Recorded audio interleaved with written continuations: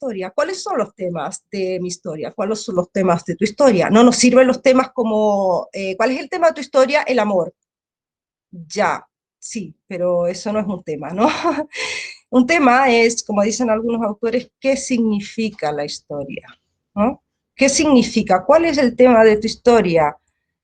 Eh, que la amistad siempre produce dolor. Ese es un tema. La amistad no es un tema. Que la amistad siempre produce dolor es un tema, ¿no? Estoy pensando en Kurosawa, Kiyoshi, ¿no? En alguna película suya. Es distinto al argumento, porque el argumento es el resumen, ¿no? De qué va la historia, no qué significa la historia, sino de qué va la historia. Va de un hombre que tiene muchos amigos y que tiene conflictos con ellos, ¿no? Ese es el argumento, ese es el tema.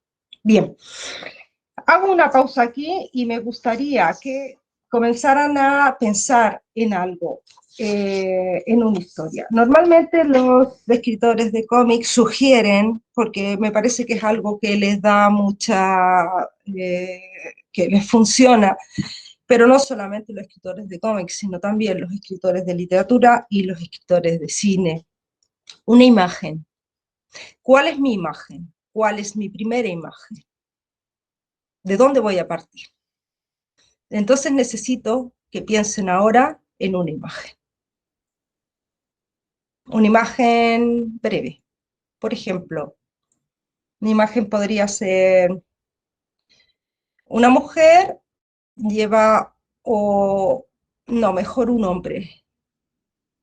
Un hombre lleva a un niño en brazos y el niño se le cae. Eso es una imagen, ¿no? Cualquiera nos sirve. Le voy a preguntar más adelante, al final de nuestra clase. Entonces necesito que vayan pensando en eso. A esta imagen que tienen que encontrar en segundos, no tiene que ser nada buscado, ni la imagen de su vida, tiene que ser cualquier tipo de imagen, por simple que sea. Necesito que le creen 3 conflictos. Si van apuntando, mejor. De cualquier tipo. Y que les creen 3 temas. Así, rápido. No me importa que sea el texto del siglo. No me importa que sea súper original y nuevo. No, necesito solo que sea rápido. 3 conflictos, 3 temas, como hemos visto.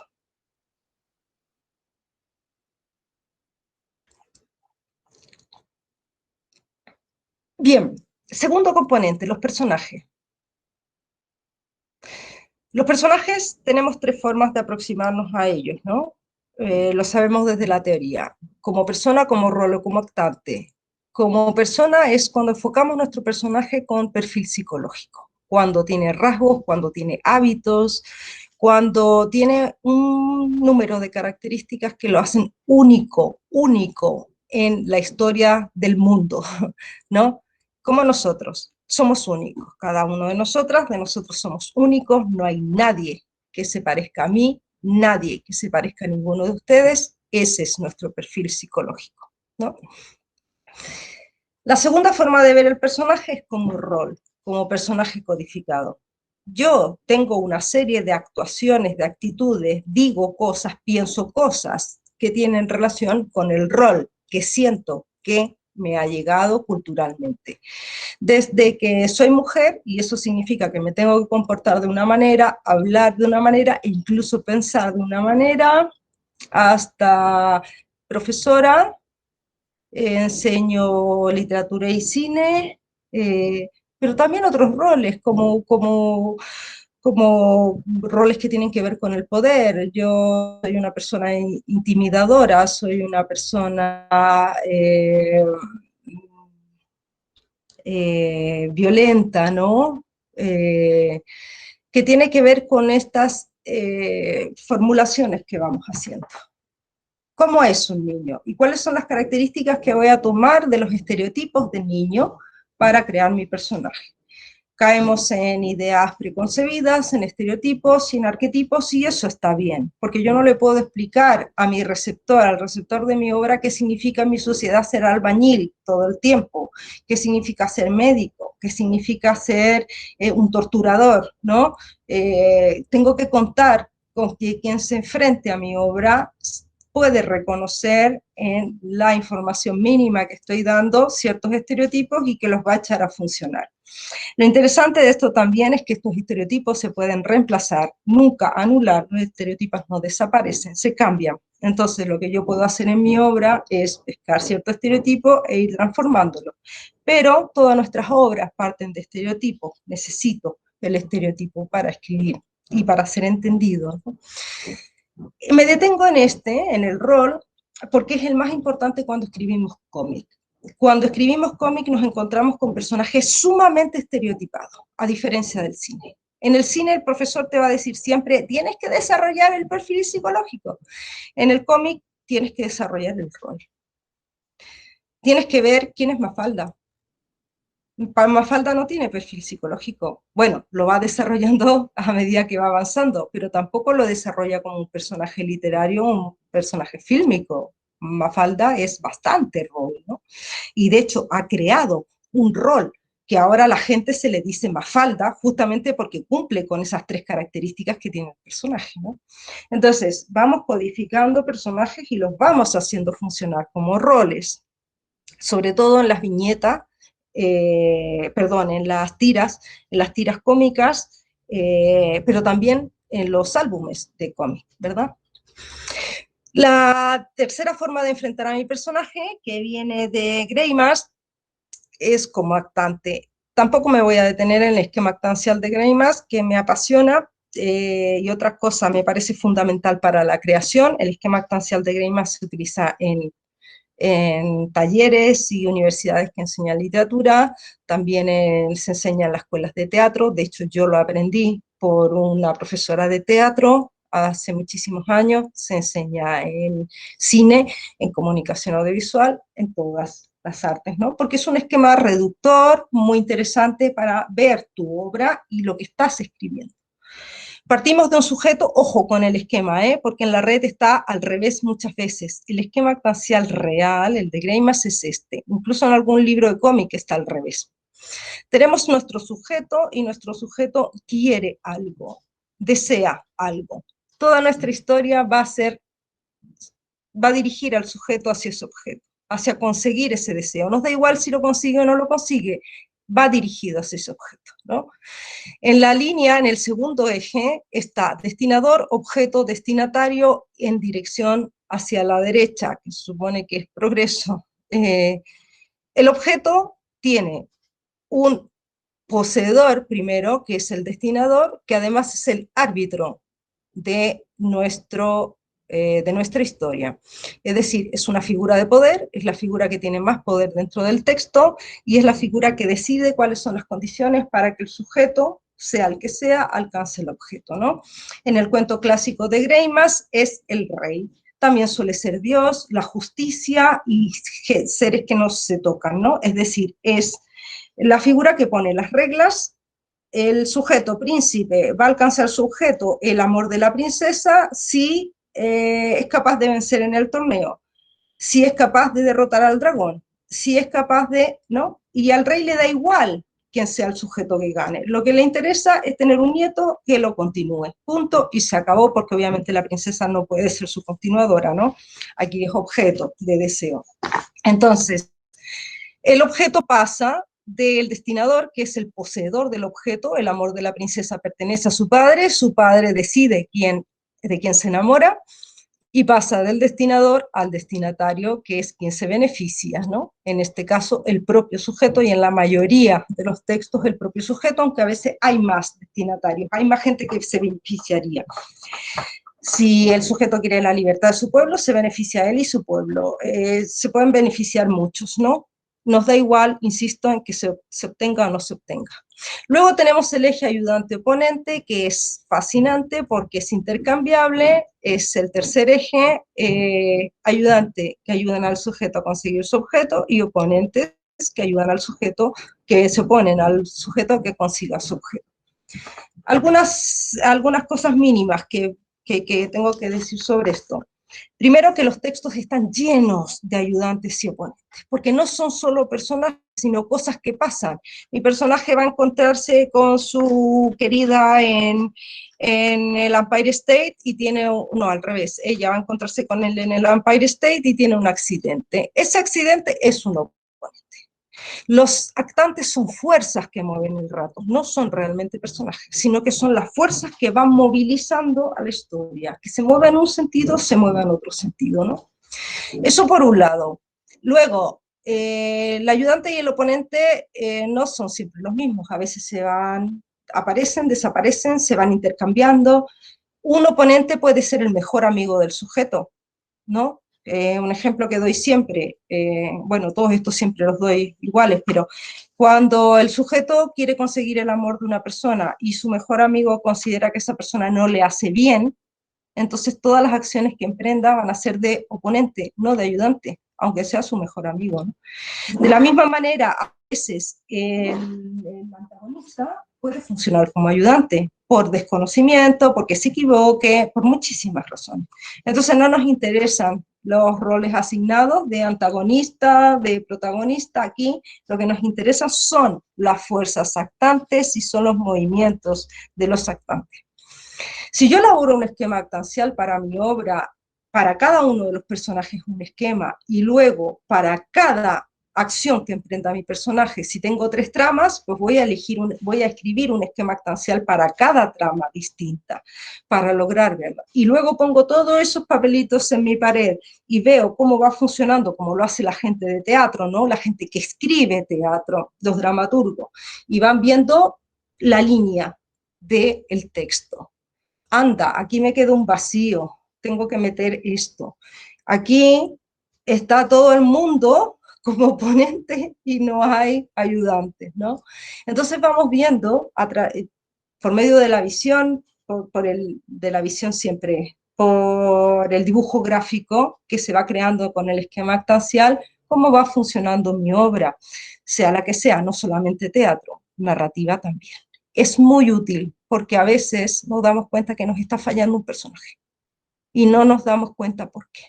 Si hacemos el esquema actancial, nos damos cuenta por qué y qué es lo que necesitamos cambiar. Los actantes pueden ser además, el sujeto, perdón, puede ser conservador o modificador y eso cambia radicalmente mi historia. ¿Qué quiere mi personaje? ¿Mantener las cosas como están y es el antagonista el que las quiere cambiar o a la inversa? Mi protagonista quiere cambiarlas porque están mal y el antagonista es un conservador y se opone. Arco de transformación. Mi personaje de cómic tiene que pasar por un arco de transformación, esto que hablamos tanto en la facultad, ¿no? Y el arco de transformación, y el arco de transformación, y empiezas de una manera y terminas de otra, y todos los personajes evolucionan, y todo esto, ¿qué pasa en el cómic? ¿Hasta dónde tenemos permitido crear al personaje un arco de transformación? Depende de qué tipo de cómic estemos creando, ¿no? Pero si nosotros hacemos, por ejemplo, que el objeto permanente de Carpanta sea un pollo, recuerdan que Carpanta siempre está con su burbuja de pensamiento, con un pollo asado ahí, es imagen de una época en España, es la imagen del hambre, es lo que define a Carpanta y por la razón que ha pasado la historia, por su pollo. ¿Tengo derecho a cambiar el personaje de Carpanta y eliminarle el pollo? ¿Es bueno hacerlo? Hago esta pregunta porque el cómic, al partir de personajes tan ultra codificados, son personajes roles, tipos roles, que deben mantenerse de alguna manera. Por eso he puesto aquí abajo la serialización. ¿Qué pasa con Spider-Man, por ejemplo? Si yo elijo que Spider-Man va a dejar de abrir la boca cada vez que está peleando, deja de ser Spider-Man, porque la gracia es justamente que Peter Parker, cada vez que se transforma en el Hombre Araña y se pone a pelear, hable y hable y hable y hable, y ay, por favor, ¿no? Es que es parte de su es parte de su forma de ser, es el hombre araña ese, ¿no? Entonces, los personajes se van manteniendo, sobre todo las serializaciones, Mafalda, decíamos, se van manteniendo y tienen sus roles y tienen sus características, y por eso en cómics se habla siempre del reseteo del personaje. El personaje en cada nueva aventura se resetea y empieza con sus características originales como si no hubiese pasado nada entre medias, ¿no? La novia de Peter Parker muere, pero Peter Parker sigue siendo Peter Parker, ¿no? Eso en cine no sería así, ¿no? Y yo te estaría detrás de ti diciéndote, pero si ha muerto su novia, ¿cómo no ha cambiado este personaje, no? En cómic no, en cómic es al revés. Entonces, no siempre, insisto, la mayoría de las veces, si cambiamos los personajes de Marvel, de DC, si cambiamos cualquier tipo de personaje que esté ya codificado, la gente no lo va a tomar bien, porque quiere ese personaje, ¿no? Luego, puesto aquí los diálogos, vamos a volver a ellos porque son importantes, pero lo puesto por ser voz de personaje, lo más importante, síntesis, síntesis, síntesis. Tenemos que cortar, siempre. Pasamos rápidamente al tiempo, porque aunque después el PDF avanza rápido porque tenemos las imágenes, ya se nos va haciendo tarde.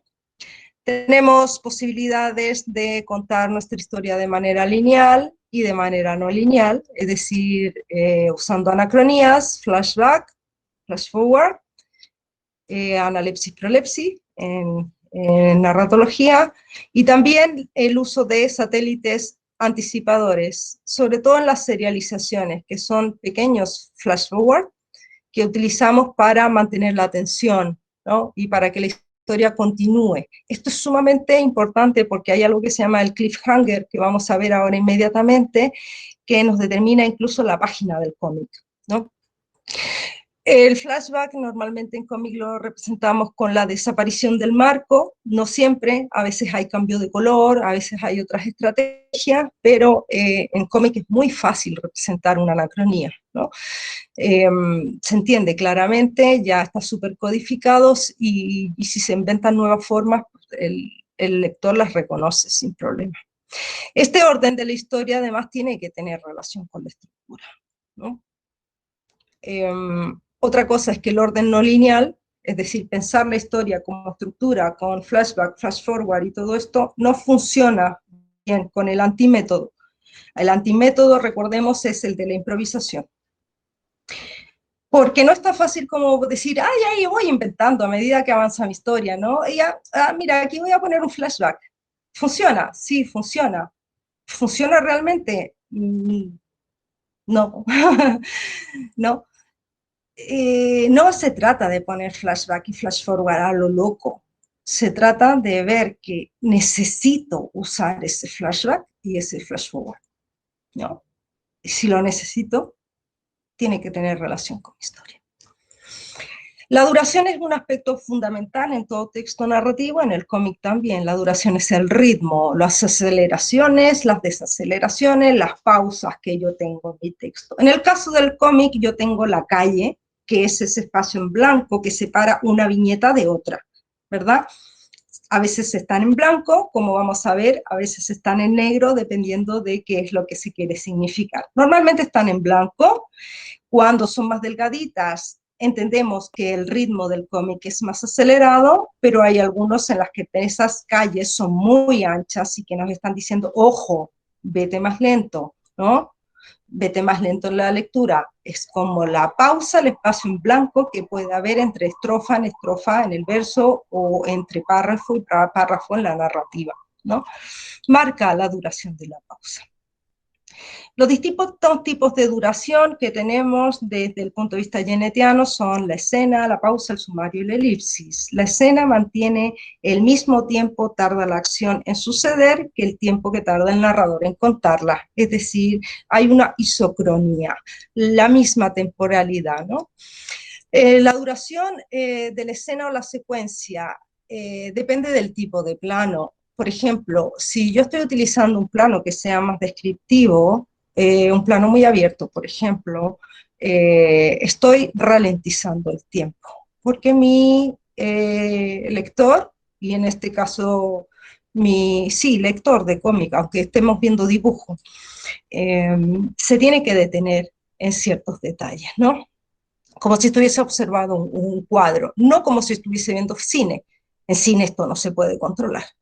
En cine tenemos una duración establecida, en cómic, en literatura somos más libres, no tanto, en cómic somos absolutamente libres. Entonces el cómic no se equipara al cine, sino que se equipara a, al arte pictórico, a los cuadros, ¿no?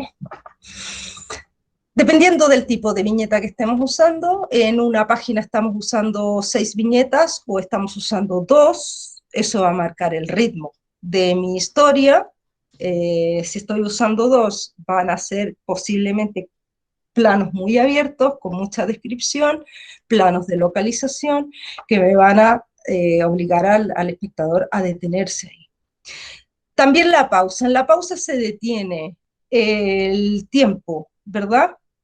Se detiene el tiempo de la narración. Las cosas pasan, pero pasan en cámara lenta. Quien las narra tarda más tiempo en narrarlas, por eso está haciendo una pausa. Esto es importantísimo para el cómic, las pausas. En cine se utilizan menos, cuando tenemos cine pausado tenemos cine lento, con muchos planos de transición que son de tipo poético normalmente, aunque la película no pertenezca al género poético, pero la ralentización del tiempo la identificamos con el discurso poético. En el caso del cómic, tenemos dentro de todas de nuestras viñetas, hacemos una pausa cuando estamos utilizando distintos planos, ¿verdad? Que es lo que llamamos en cine dilación. En cine, cuando alguien cae de un edificio, tenemos una caída con un plano desde la izquierda en contrapicado, después otra desde aquí, después desde arriba, después desde abajo, y vamos insertando planos, ¿no? Estamos dilatando el tiempo del discurso, luego lo estamos ralentizando, aunque el efecto pueda llegar a ser el contrario, porque estamos disminuyendo el tiempo, ¿no?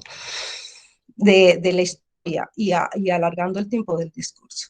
También por la inserción, y en esto lo encontramos en Hellboy muchísimo, porque Mike Mignola suele hacer un montón de inserciones, ¿no? Estamos contando la historia y estamos metiendo entre medias, como vamos a ver en los ejemplos, un montón de imágenes que están resemantizando continuamente nuestra imagen original, ¿verdad? Y están aportando más contenido.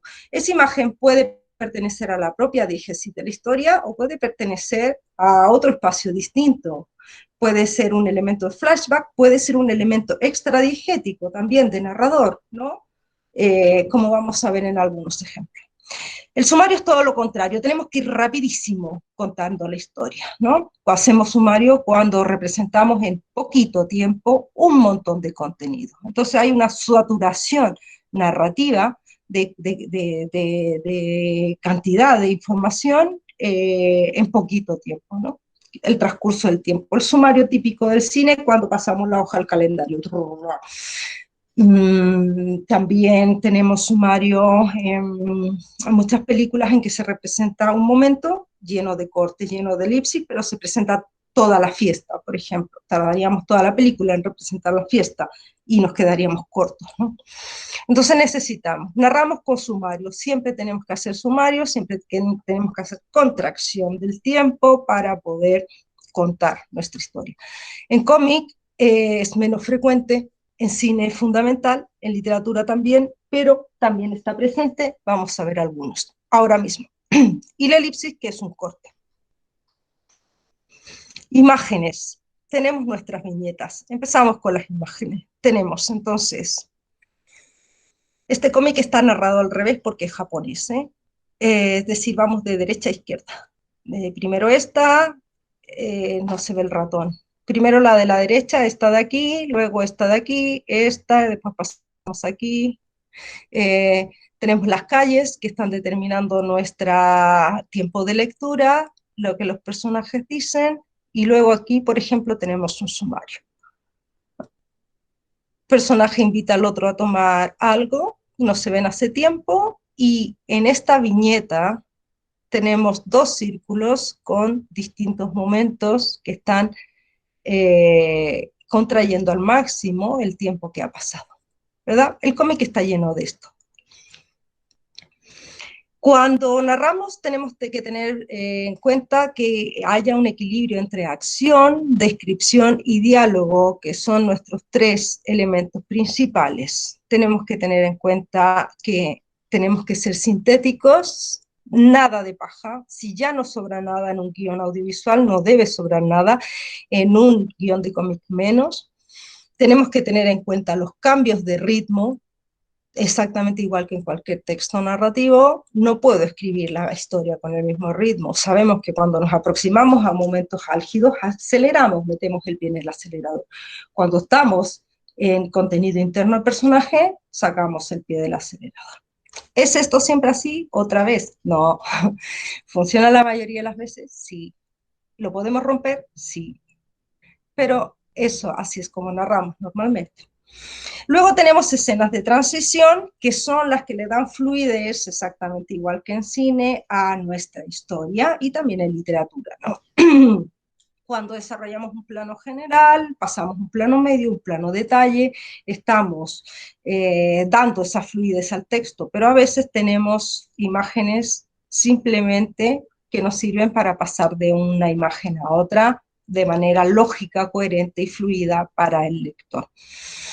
La frecuencia a la que le damos tanto valor al cine, porque el cine es tiempo, el cine se desarrolla el tiempo, el cine es como un cómic pasado a alta velocidad, ¿no? Tiene un tiempo, tiene un ritmo distinto y tiene un ritmo marcado y único. La repetición es importante, porque igual que en la literatura, cuando yo hago repeticiones, lo que estoy haciendo es recordándole a mi lector, a mi espectador, algún elemento importante que se ha quedado fuera. También tiene otros fines, por supuesto, miles de fines, no solamente ese, sino que también simplemente estético. Pensemos en todas las películas de Iñárritu, que son un juego constante con la frecuencia. En cine, en cómic, perdón, la frecuencia, manipular la secuencia singulativa, es decir, cuento algo una sola vez, es problemático, porque cuando hago repetición, estoy dando doble información. Y si hay algo que no se lleva muy bien en el cómic, es la repetición. Repetición de lo que vemos en la imagen y lo que dice el personaje, mal. Repetición de lo que vemos en la imagen, que lo diga también el narrador, mal, ¿no? Es decir, intentamos limar todo que nos pueda sobrar en el cómic o que creamos que nos está sobrando, porque eso tiene que quedarse fuera en la mayoría de los cómics. Insisto, si estoy haciendo otro tipo de cómic, o si quiero algún tipo de cómic más de tipo poético en el que controle otros ritmos distintos, funciona distinto. Pero en general, la mayoría, cuando pensamos en el cómic, pensamos en esta frecuencia, ¿no? Entonces todos los guionistas de cómic te van a decir, no, repetición, no, por favor, ¿no? Es por esta razón. Es decir, tengo poco espacio, tengo muy poquito espacio, no me vengas a repetir algo que ya me has dicho, ¿no? Luego tenemos el narrador, que es lo último, la voz, aunque siempre suelo pasarlo primero, que es cuál es la perspectiva, la ubicación del narrador, está al final de la historia y la está contando en tiempos pretéritos, está al principio de la obra y nos la está contando en futuro, tiempos verbales futuro, la está contando en presente o está haciendo una narración intercalada, ¿no? Y luego los niveles narrativos que en cómics son imprescindibles. El extradigético es el nivel del narrador y debajo del narrador está siempre el nivel de su relato. Entonces, si tenemos el nivel diegético, hacemos un cuadro, fuera de ese cuadro está el extradigético y todo lo que está dentro del cuadro es nuestro nivel diegético, como en cualquier arte narrativa, ¿no? Si en ese cuadro además hay un personaje X que se transforma en narrador, sigue siendo un personaje diegético, un narrador diegético que abre un nuevo cuadrito que es la metadiégesis, que es la historia que está contando, ¿no? Y así hasta el infinito. Puedo abrir tantos cuadros, metadigético, metadigético, metadigético, metadigético, hasta el infinito, si lo que quiero es contar un texto tipo Las Mil y Una Noches, ¿no? Es decir, que cada vez en cada historia aparezca un nuevo narrador que está abriendo un nuevo nivel de realidad, uno dentro de otro, dentro de otro. Esto es fundamental en el cómic porque se juega siempre con los niveles narrativos cuando narramos en cómic. El tercer aspecto es la persona. Mi narrador es heterodigético u homodigético. Homodigético si es personaje de la historia que cuenta, heterodigético si no es personaje de la historia que cuenta. No me puedo detener más en esto, así que veremos imágenes para entenderlo. Aquí que tenemos Sin City. Ya habrán reconocido las imágenes de Sin City, ¿no? Y tenemos este narrador que tiene una forma extraña y que está hablando en una forma extraña, ¿no? Porque no está en la cartela en la que suele estar la voz del narrador, ¿no? Con un marquito, sino que está libre, fuera de la imagen simplemente. Y en esta cartela, el narrador, que en este caso es un narrador homodigético, está contando la historia. Este texto de Sin City para mí es un poco problemático. Leamos un poco. Idiotas, debieron dispararme a la cabeza, y varias veces para asegurarse. Unos cuantos días después me abro camino entre la neblina de la anestesia. Ahora es cosa de los médicos y de las que trabajan de verdad, las enfermeras. Cuestiones temporales aquí. Tenemos un narrador que está contando una historia en narración ulterior, ¿no? Debieron dispararme. Esto pasó en el pasado, ¿no? Y de repente cambia de tiempo a presente. Si fuese uno de mis alumnos, yo le diría mal. No cambies tanto de tiempo porque vas a liar al lector, ¿no? De repente pasa al presente y entendemos que está pasando de narración ulterior a simultánea. En un texto narrativo de tipo cinematográfico literario, esto sería muy confuso. En el cómic se permite y hemos pasado de un tiempo a otro sin indicación.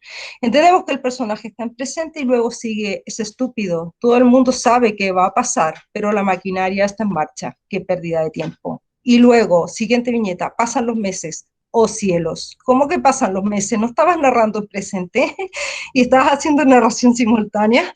¿Qué ha pasado aquí? ¿No? Es una narración intercalada como la de un diario de vida, ¿no?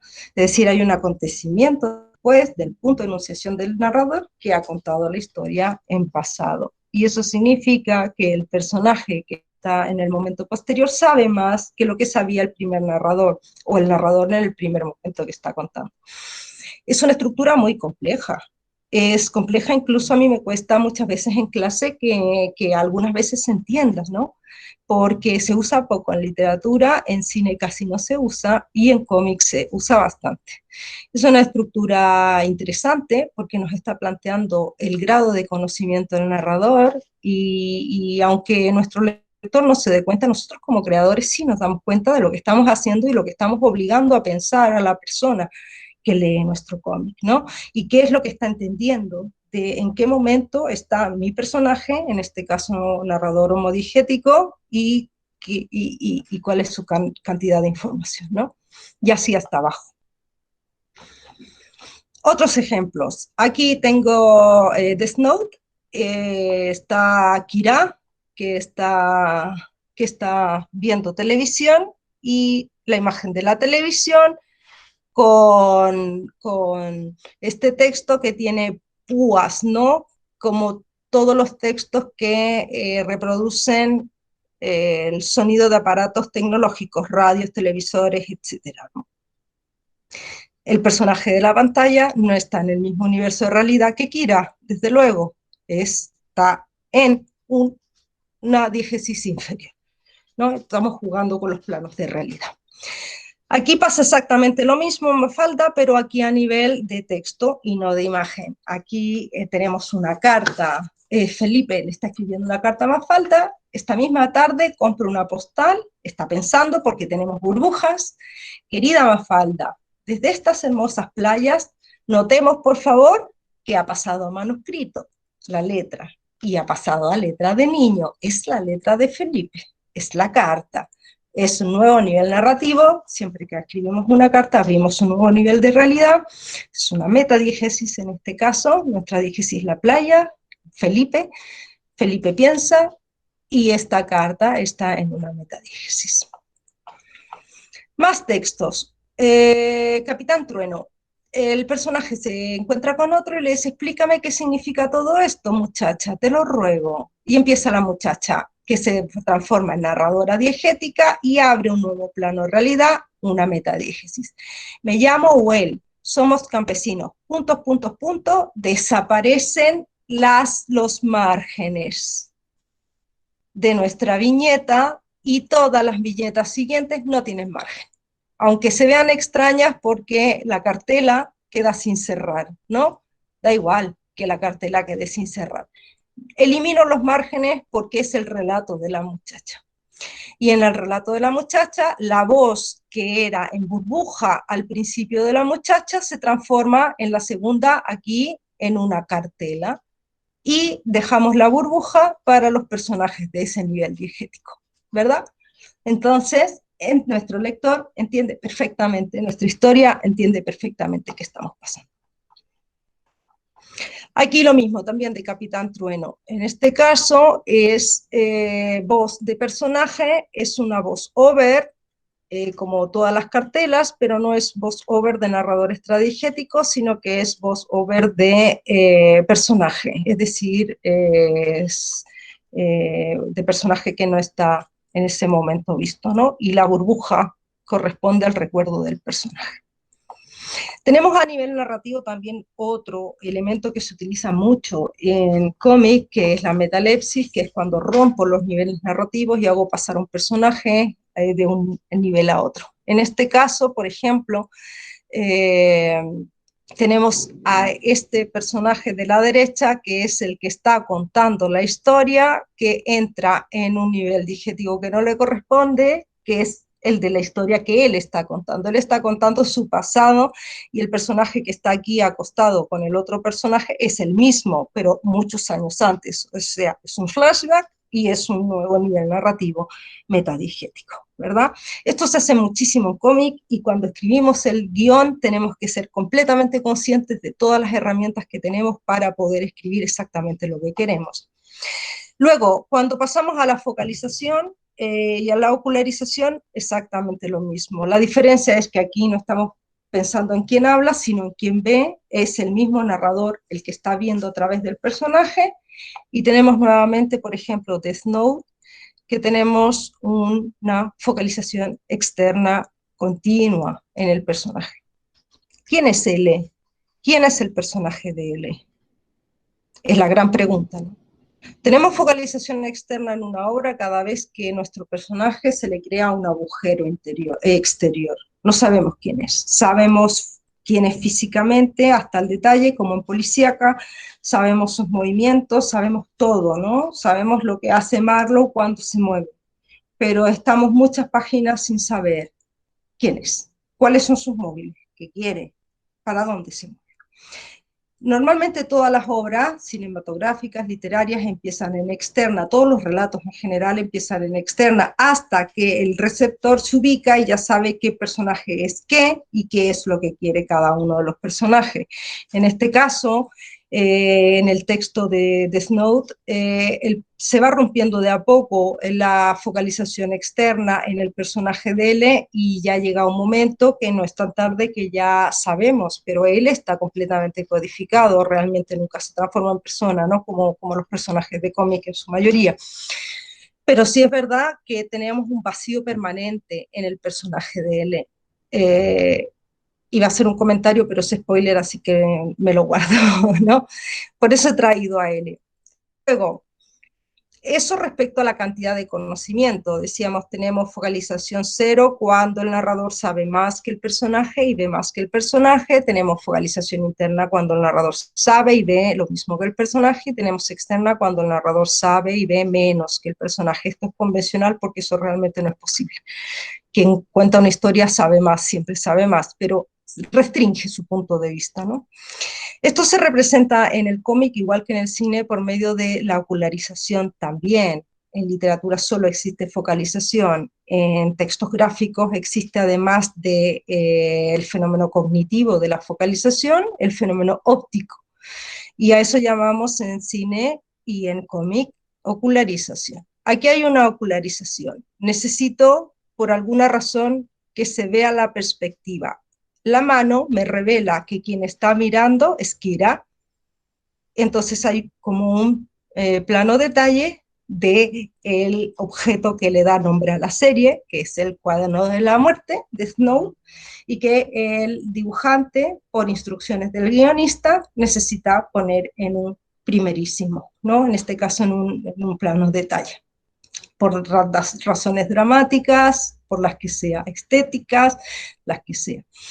Entonces aquí tenemos una ocularización interna a través del personaje de Kira. Es una mirada subjetiva. Sabemos que es Kira quien está mirando, es su mano, es su voz y no lo podemos cambiar.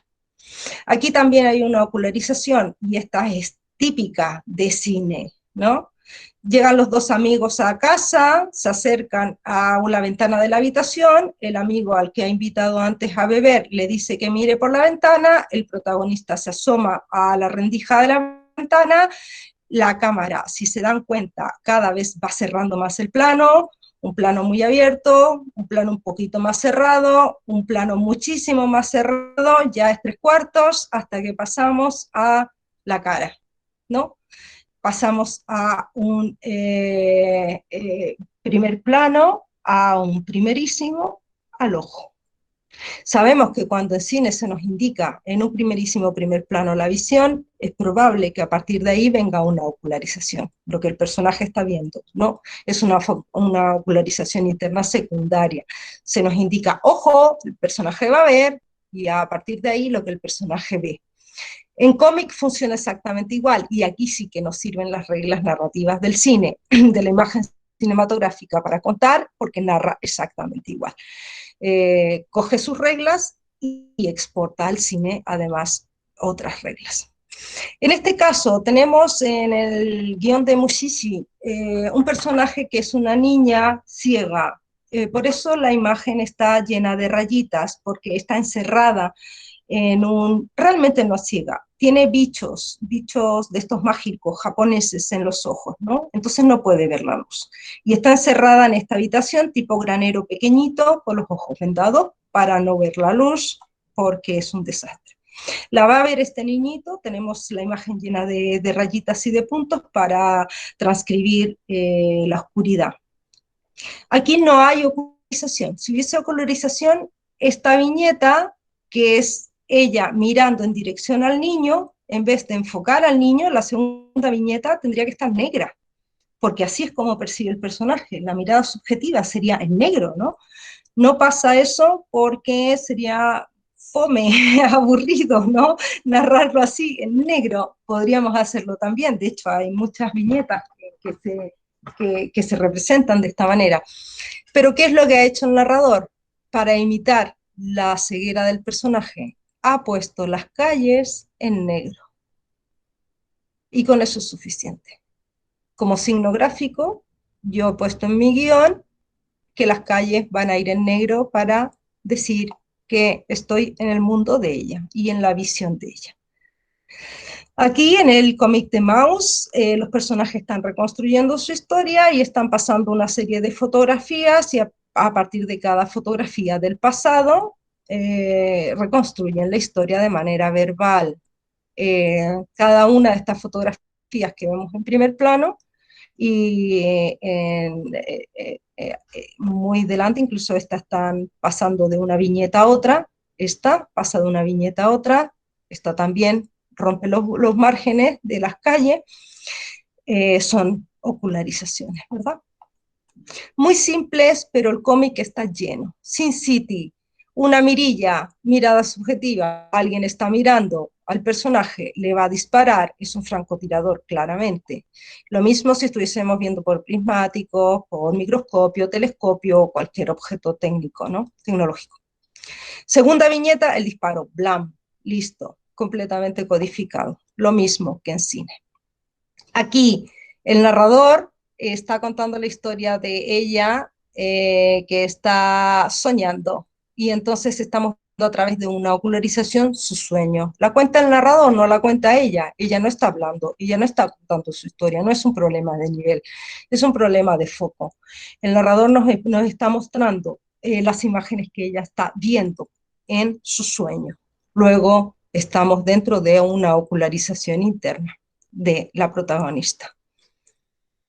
Esta la he puesto porque me parece simpática, pero no la voy a explicar. También del mismo cómic, ¿cómo se llama? Siempre se me olvida. El azul es un color cálido. Aquí también tenemos el personaje. No hay ocularización interna, pero esta forma narrativa es muy interesante porque el narrador está asumiendo el estado de ánimo del personaje y está transformando su realidad de acuerdo a cómo se siente el personaje. El narrador le ha puesto estrellitas, el narrador ficticio ha puesto estrellitas, ella está en estado mágico, ¿no?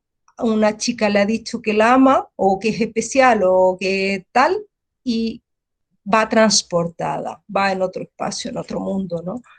Lleno de estrellitas, la cámara se va alejando, el plano se va alejando, se va abriendo de a poco, todo el mundo está en gris y ella está en blanco. Parece que tuviésemos un foco directo que la está iluminando, ¿no? Que la está señalando frente a los demás. Bien, entonces, preguntas iniciales, ¿qué y cómo tengo que narrar? ¿Y a quién? Partimos en el cómic de una imagen, que es la que yo les había pedido que hicieran. Tenemos que hacer sobre esa imagen las preguntas correctas cuando escribimos un cómic. Es decir, esas imágenes son, esa primera imagen inicial es la que me da pie a desarrollar la historia. Luego, el hombre que va con el niño en brazos, al que se le cae el niño de los brazos. ¿Quién es? ¿Qué hace? ¿Quién es el niño? ¿Por qué lleva un niño en brazos? Etcétera. Es muy sencillo cuando empezamos a hacer preguntas sobre las imágenes originales que tenemos, ir encontrando el hilo de nuestra historia y la podemos ir desarrollando, ¿no? Me salto esto porque no alcanzo. Eh, Cuando escribo mi guión de cómic, tengo que tener presente que yo estoy escribiendo el guión, estoy escribiéndolo todo, el texto es en principio mío, tengo que escribir exactamente cada plano que estoy utilizando, pero además tengo un equipo que trabaja conmigo, si es que no hago yo todo el cómic entero. El primero es el dibujante, quien va a dibujar lo que yo le diga que tiene que dibujar. Luego mi guión tiene que ir pensado para que el dibujante entienda lo que tiene que escribir. El entintador es un participante del circuito que queda un poco más fuera, ¿no? Yo normalmente no escribo un cómic pensándole en el entintador, que es quien hace las líneas, ¿no? Con tinta, dibuja con tinta los márgenes de mis figuras. Es, también no todos los cómics lo usan, pero se usa muchísimo, muchísimo. En un tercer lugar, el colorista, desde luego. Toda mi descripción en el cómic, en mi guión de cómic, tiene que ir con información para el colorista. Para los cambios, hemos visto recién el texto, cómo depende el texto narrativo de los colores aquí, ¿no? Esto es puro color, puro tratamiento de color. Y finalmente, y algo muy importante, el rotulista. El rotulista elige cómo van los diálogos, si llevan burbujas, si llevan puntas, no llevan puntas, si están cortados, si hace un montón de lecciones sobre nuestro material, pero nosotros también tenemos que decírselo, porque si le decimos al rotulista en nuestro guión, este parlamento lo va a decir el personaje en susurro, bajito. Entonces mi rotulista ya sabe que su burbuja tiene que ser con rayitas y que no tiene que ser una línea continua, ¿verdad? Porque mi lector así va a entender que se está hablando bajito, ¿no? Bien, cuando tenemos un cómic tenemos una narración por cuadro y eso tenemos que entenderlo desde el principio. Cada cuadro contiene una idea. Nada de apelotonar ideas en un solo cuadro. Un cuadro con miles de ideas es un cuadro condenado al fracaso, por lo general. a no ser que mi dibujante sea muy bueno y se las apañe y lo cambie, ¿no? Cada cuadro es la continuación del cuadro anterior. A ese cuadro le llamamos viñeta, y la viñeta es la unidad mínima de significado en un cómic. La unidad mínima narrativa es la página, pero eso lo vamos a ver ahora mismo. La unidad mínima de significado es la viñeta, una sola imagen, ¿no? Muestra un momento en la historia que está congelado en el tiempo, representa solo una acción. Los dibujantes a los que les enseñas un guión que tiene más de una acción por viñeta se cabrean un montón, es decir, una palabrota, pero esta me la salto. Se cabrean un montón, ¿no? Una acción por imagen. ¿Hay excepciones? Sí, la multiimagen, por ejemplo, y esto cabrea mucho a muchos dibujantes. Cuando dices que el personaje rueda y lo haces hacer dos acciones. En una sola viñeta el personaje rueda, se pone en pie de un salto y cae arrodillado. En una sola imagen. Y entonces ahí es cuando el dibujante te maldice, ¿no? Y dice, dame 3 viñetas, no me des una viñeta, ¿no? Otra cosa importante en mi viñeta es el marco. Como hemos visto recién, si hago desaparecer el marco significa una cosa, si lo hago con puntos, como vamos a ver inmediatamente, significa otra, es decir, el marco es importante. El marco es la línea que determina la duración de mi espacio diegético. Entonces es fundamental. En el cómic, igual que en el cine, con sus 4 lados, sus 6 lados, ¿verdad? Arriba, abajo, derecha, izquierda, delante de la cámara, detrás de la cámara. La codificación, puedo hacer la codificación que yo quiera. El cómic es libre, completamente libre. Yo puedo crear nuevos códigos. El cómic está muy abierto a nuevas codificaciones. La única regla, y es regla de oro, es que lo que yo cuente y la forma en que lo cuente sea comprensible, sea tan fácil que mi lector lo identifique, ¿no? Escribir lo que puede ser dibujado, mala cosa. Imagen, ¿no? ¿Hay una cantidad de texto fija para una viñeta? No. Hay autores que llenan la viñeta de texto y autores que no usan palabras. No hay regla. El cómic no tiene regla. Aquí tenemos una multimagen también, ¿no? En este texto de Persepolis, de Satrapi, tenemos un personaje, le está contando la historia a otro personaje, le está preguntando a otro personaje por Ahmadi, y este segundo personaje se transforma en narrador diegético, abre un nivel metadiegético y cuenta la historia de Ahmadi. Dijimos que en el cómic esto se usa muchísimo, mucho más que en literatura y en cine, los niveles, ¿no? Entonces aquí vemos en una multimagen sin ningún cuadro porque no tiene sentido. Es un personaje al que han asesinado, como dice aquí, que están torturados, que están torturando. Es un flashback también, como en el caso anterior, y podemos ver distintos instantes de la tortura. Y el personaje, que como en el cuadro anterior era al revés, era parecido, empieza en la diégesis y habla en una burbuja y termina, porque ya estamos dentro de este segundo nivel de realidad, hablando en cartela. Eso es importante. Igual que en el de Capitán Trueno. Aquí lo mismo, ¿no? Así que me lo salto. Multimagen. Ella, que es el personaje, está pensando en el futuro, en lo que vendrá, y aquí hay recuerdos, deseos de futuro, y entonces está ansiosa, y como está ansiosa tenemos las líneas expresivas, ¿no?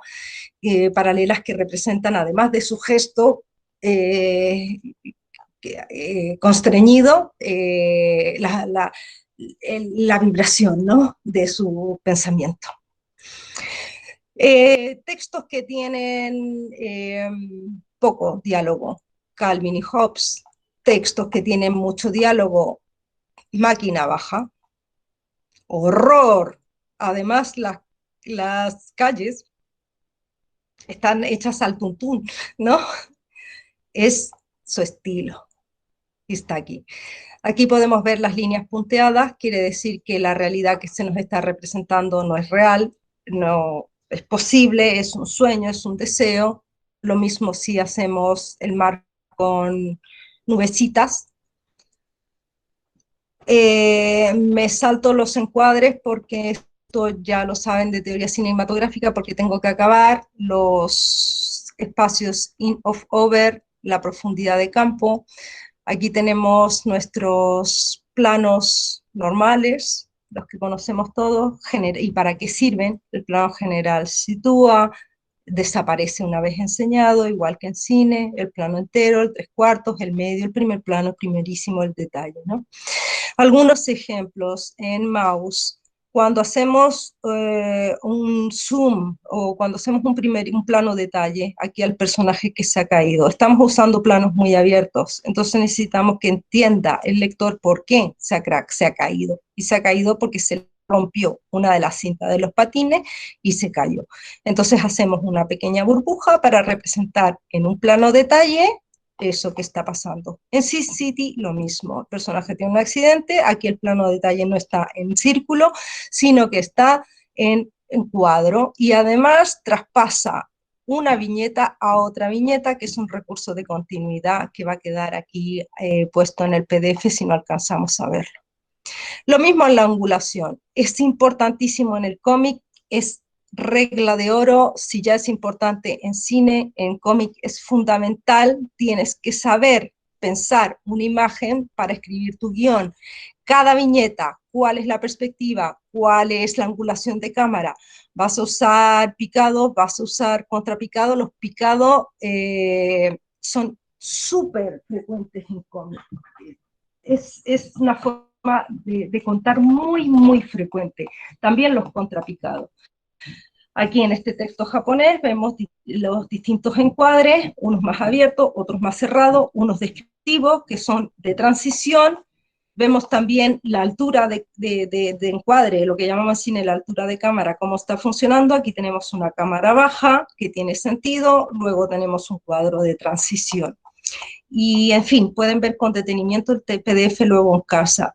Aquí lo mismo, estamos trabajando con el eje, pero ya no con el eje vertical en la angulación del encuadre, sino con el eje horizontal, ¿verdad? Y estamos transformados. La manipulación del eje horizontal siempre nos perturba un montón, siempre nos dice que algo raro está pasando y es perturbador de por sí, ¿no? Aquí tenemos un eje oblicuo con el personaje que está sido viendo desde un ligerísimo contrapicado. Lo mismo, la altura, ya vimos una cámara baja, la distancia, en este caso distancia focal zoom, también puede ser tipo movimiento de cámara, como un barrido, que no lo he puesto en nuestro PDF, pero bueno, y este lo he puesto como una humorada, ¿no? Zoom in y zoom out, pero sabemos, ¿no? Que en el zoom nos vamos aproximando o alejando. Y bueno, son las 11. Creo que tengo que terminar aquí. Me ha quedado texto, ¿eh? Intenté ir rápido, pero me ha quedado un montón. Y me ha quedado parte de cómic, pero creo que lo van a entender bien. He hecho muchas anotaciones muy claras de la página es un elemento importante de cómo se va construyendo el texto en la página, cómo se va distribuyendo la información. Todo esto, como digo, lo tengo que ir pensando cuando escribo el cómic. Toda esta información que yo pongo para que mi dibujante la ilustre, tengo que ponérsela yo en el guión. Los cliffhangers que al final no los pude explicar porque me falta por lo menos una hora más de clase, que nos mantienen la atención al final de una página antes de pasar a la siguiente. Pueden irlo leyendo con calma en sus casas. Las cartelas, que ya he hablado mucho de ellas, ciertos movimientos, ciertas escenas de transición que se me ha quedado fuera también. Y después la parte que me parece más importante, que es el guión propiamente tal. No hay una fórmula, no hay una receta para escribir guión, pero estas palabras de Neil Gaiman me parecen muy interesantes porque lo compara con lo que tenemos que tener en la cabeza cuando escribimos un guión de cine y cuando escribimos un guión de cómic, ¿no? Aquí hay un ejemplo de David Muñoz, del dibujante de cómic, del escritor de cómic, perdón, de cómo toma sus notas y algunos consejos de escritura. Y este ejemplo ya lo pueden dejar fuera porque no lo alcancé a explicar. Quería explicar cómo se distribuía el texto. Y este es un ejemplo sin imagen. Luego les he preparado otro PDF que son guiones de cómic de varios autores, para que vean cómo se escribe un guión de cómic. Es tan simple como coger el programa de Word y ponerse a escribir. Se van a dar cuenta que en cada página yo tengo que poner página 1 y después, bueno, ¿les apetece un segundo? ¿Me dan un segundo para verlo? Para describir por lo menos qué es lo que van a encontrar y termino. Sí. Para que cuando lo vean en casa entiendan bien qué es lo que hay. He puesto varios ejemplos que pone David Muñoz justamente. Aquí en la izquierda vemos cómo se escribe un guión de cómic. En Word, tan simple como eso. Lo primero que ponemos es página, y página, una página por página. Y luego en la página vamos poniendo las viñetas. Quiero una viñeta 1, en la que haya un plano picado de la biblioteca de Leonardo da Vinci. El maestro está frente a la chimenea encendida y el joven Nostradamus carga, como puede, con los libros que ha prestado. Después, Da Vinci, 2 puntos. ¿Conoces la obra de Miguel Ángel? Y vamos viendo en la imagen de la derecha exactamente lo que yo voy diciendo, ¿no? Nostradamus, 2 puntos. Es el mejor artista hoy día y el más solicitado. Después, viñeta 2, descripción de la viñeta 2, diálogo de los personajes. Si hubiese cartela, pondríamos cartela, 2 puntos, y lo que dice el narrador en la cartela. Viñeta 3, lo mismo, todos los datos que podamos ponerla. Mientras más datos pongamos, mejor. No es un guión cinematográfico. El guión cinematográfico, que normalmente es literario, no ponemos entre estas instrucciones. En el de cómic tenemos que poner estas instrucciones. ¿Cómo es el plano? ¿Cómo es la altura? ¿Cómo es la angulación? ¿Cómo es la distribución de los personajes? Es decir, la puesta en escena, la puesta en cuadro, la relación de nexos, todo tenemos que ponerlo. Hay varios ejemplos, ¿no? Aquí hay otro en inglés, que vemos que no coincide exactamente la imagen con lo que dice el guión, porque este fue el guión original que luego cambió. Entonces, el resultado fue este después de los cambios. Yo puedo reescribir mi guión incluso después de estar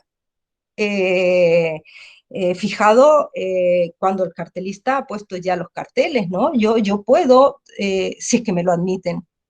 A veces los dibujantes se enfadan muchísimo, pero tú ves el dibujo y dices, ay no, ya no quiero la escena así, ¿sabes qué? Se me ha ocurrido poner el diálogo de esta otra manera, ay no, prefiero hacer un primerísimo, ¿no? Y cambiar esto otro, y entonces ahí vienen los cabreos. Pero bueno, si yo soy mi propio dibujante o tengo mucha confianza, esas cosas sí se pueden hacer, ¿no? Voy a cambiar esta viñeta, la voy a reemplazar por esta otra.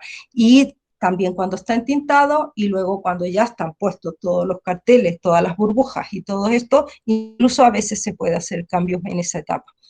Otro ejemplo, ven que la escritura es distinta, aquí cada cual escribe como le da la gana, pero lo normal es poner el número de página arriba porque la página es nuestra estructura narrativa y esa página dividida en el número de viñetas que yo he elegido junto con el dibujante o yo solita, cuántas van a haber. Yo quiero que haya 3 viñetas y que sean así. Yo quiero que haya una rejilla de 3 viñetas por 3 abajo, o sea 9. Yo quiero que haya 12. Quiero que haya un splash page, una imagen, una viñeta en toda la página. Quiero que mi viñeta esté en doble página. Quiero que lo que me dé la gana, es de una libertad absoluta y es narrativo. Yo necesito que esa historia se cuente así, ¿no? Otro ejemplo, ¿ven? Son todos muy parecidos, número de página, luego panel, aquí no usa viñeta, está en inglés, usa panel 1, panel 2, panel 3, es muy sencillo. Y aquí tenemos otro tipo de guión en el que tenemos la descripción de la imagen, del tipo de encuadre que estamos usando, del contenido, y en paralelo vamos poniendo separados los diálogos. Sirve también. Les dejo este material para que le echen un vistazo y, Y eso, que me hubiese gustado pues haber terminado, pero no alcanzamos porque es mucho para muy poquito tiempo.